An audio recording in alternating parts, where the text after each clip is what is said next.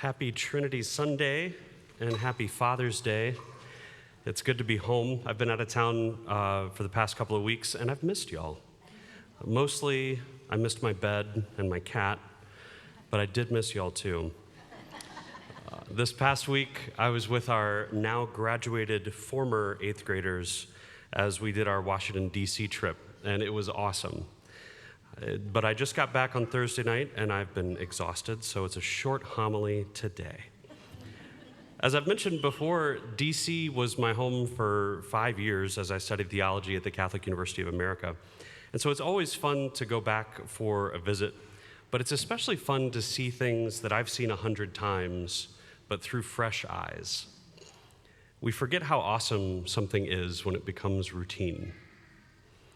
I had one of those moments when we were on a tour of the Basilica of the National Shrine of the Immaculate Conception.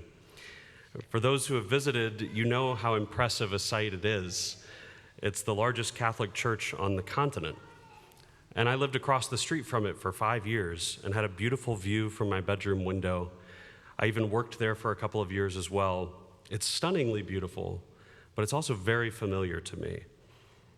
But when we have the opportunity to see others brought to tears because something is so moving and new and unexpected, it reminds us of how we first experienced it. It's also true of our faith. As longtime Catholics, it's easy to allow our faith to become mundane, for the Eucharist to become routine. That's why volunteering with OCIA is such a rewarding experience for so many, because it reminds us that our faith is special and life-changing and always new. When we see a little child brought to tears because they can't receive the Eucharist yet, we remember just how special a gift that is. Before arriving in D.C., I was first in Louisville, Kentucky for the ordination of one of my best friends from seminary, and then in D.C. the week before the kids arrived for another ordination of another friend of mine. And both of those were very emotional events for me. Even being a priest for only 3 years, things become routine and settled, and sometimes it can be easy to forget just how beautiful a vocation this is. I would imagine it's like going to a wedding for some of you, except ordinations are way cooler. But regardless, things that are routine can become boring, and we don't do well with boredom. And if we don't address it, eventually we seek excitement elsewhere. So how do we address that?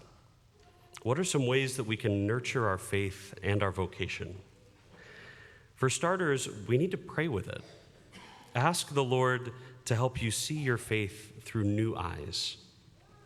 Pray about volunteering with OCIA or sponsoring a candidate who wants to become Catholic. Or pray about becoming a catechist. Teaching the faith is oftentimes the best way to learn it. Go on a pilgrimage to somewhere you've never been to enter into your faith more deeply.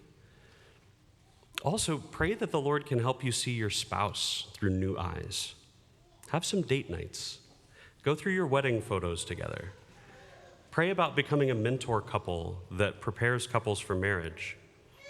There are many ways that our faith and our vocations can become new again. But regardless, it takes work. You can't just go through life expecting happiness and joy to be handed to you. You have to do the work. And that work always starts with prayer. So this week, spend some time with the Lord and ask Him to show you where things have become mundane. And ask Him for the courage to step out of your comfort zone and do something about it.